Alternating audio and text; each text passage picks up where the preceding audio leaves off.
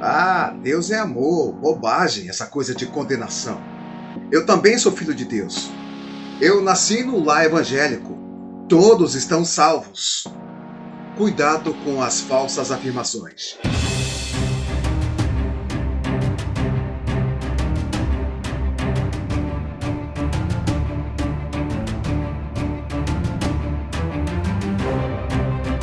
Olá, seja bem-vindo a esse vídeo. Eu sou o professor Jairo Cardoso e eu sou membro da Primeira Igreja Batista em São Miguel do Guaporé, igreja cujo pastor-presidente é o pastor Lorival. Estamos juntos aqui para mais um minuto de reflexão. Todos os finais de semana nós temos novos vídeos. Durante o culto de quarta-feira na nossa igreja, o nosso pastor está trazendo estudos sobre ditados populares que muitas pessoas acreditam estar na Bíblia, mas que não estão, do tipo Deus ajuda quem cedo madruga. E estudando juntamente com os irmãos na igreja e o pastor, trago esse tema polêmico, falsas afirmações. A falsa afirmação: fui educado no lar evangélico, por isso tenho salvação. Ouça o que diz a palavra de Deus no Evangelho de João, capítulo 3, versículos 6 e 7. Por uma ocasião da visita do sábio Nicodemos a Jesus, diz a palavra de Deus: o que é nascido da carne é carne. O que é nascido do Espírito é Espírito.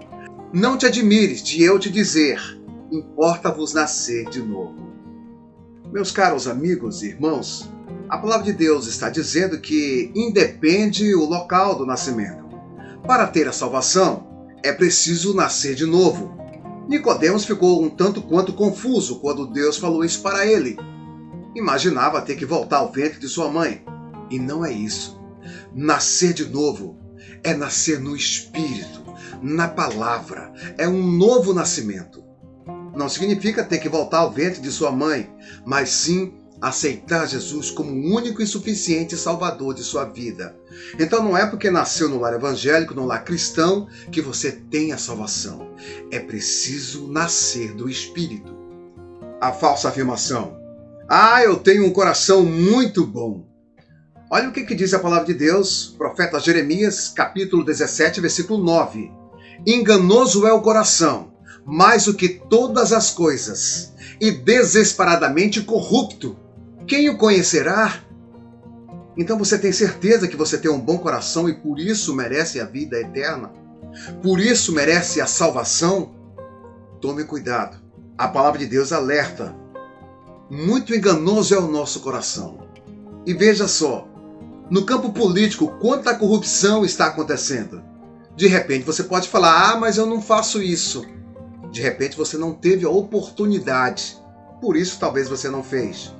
Tome cuidado. Enganoso é o coração. A falsa afirmação: também creio em Deus. Muito bem. Olha o que diz a palavra de Deus. Carta de Tiago, capítulo 2, versículo 19. Diz a palavra de Deus: crês tu que Deus é um só? Fazes bem. Até os demônios creem e tremem. Então veja só, nós temos aqui duas partes nesse versículo. A primeira parte diz que se você crê em Deus, tudo bem. Você faz muito bem. Mas há um alerta aqui no final do versículo. Até os demônios creem em Deus. O que significa dizer que o demônio tem conhecimento que Deus existe e que é poderoso para reverter qualquer situação, infinitamente mais poderoso de qualquer demônio. Por isso eles tremem. O homem também terá conhecimento da existência de Deus. A palavra de Deus nos diz em Mateus 24:14, e será pregado este evangelho do reino por todo o mundo, para testemunho a todas as nações. Então virá o fim. O que implica dizer que você terá a oportunidade, que você vai ouvir falar de Deus, vai ouvir falar do evangelho de Deus, para não ter desculpa que você nunca ouviu falar em Deus. Só quando isso tudo acontecer, virá o fim. Quando a mensagem da palavra de Deus, quando o evangelho for espalhado, para que ninguém venha se escorar dizendo, eu nunca ouvi falar no evangelho. Então, é preciso crer. Não somente crer, mas aceitar Jesus.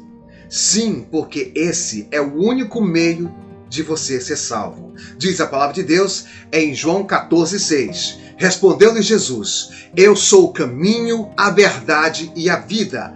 Ninguém vem ao Pai se não for por mim. Então toda criatura, todo ser humano sabe que existe um caminho para a salvação.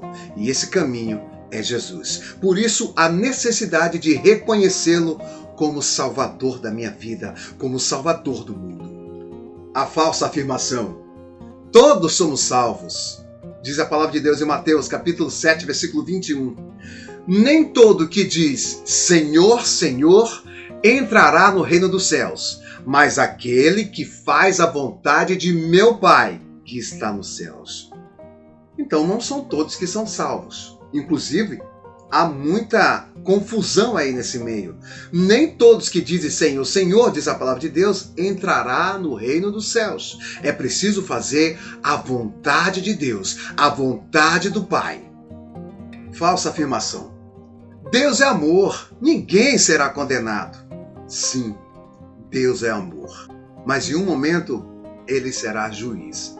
Olha o que diz a palavra de Deus nas cartas aos 2 Tessalonicenses, capítulo 2, versículos 8 e 9. Diz a palavra do Senhor: em chama de fogo, tomando vingança contra os que não conhecem a Deus e contra os que não obedecem ao evangelho do nosso Senhor Jesus. Estes sofrerão penalidade de eterna destruição, banidos da face do Senhor e da glória do seu poder. Então veja, Deus é amor, Ele é Pai. Nós estamos vivendo o tempo da graça, o tempo de aceitar a graça de Deus. Deus um dia virá como juiz e aí Ele vai nos julgar. Não queira ouvir da palavra de Deus essa penalidade de ficar banido para sempre da presença do Senhor Jesus.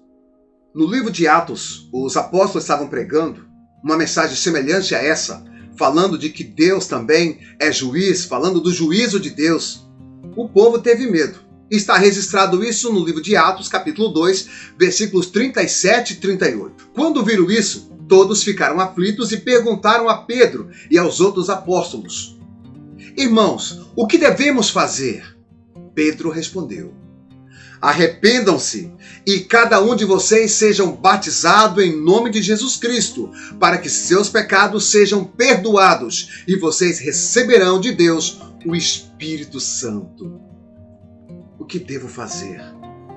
Arrepender-se, aceitar Jesus, aceitar o Espírito Santo de Deus. É preciso crer em Deus. E assim o povo procedeu. É o que vemos no versículo 42. E todos continuavam firmes, seguindo os ensinamentos dos apóstolos, vivendo em amor cristão, partindo o pão. Os primeiros cristãos realizavam refeições acompanhadas de atos de adoração a Deus, juntos e fazendo orações. Então vejam o poder do perdão de Deus. Veja o poder da salvação, o que ela causa no meio do povo, o que ela causa no meio daqueles que servem ao Senhor.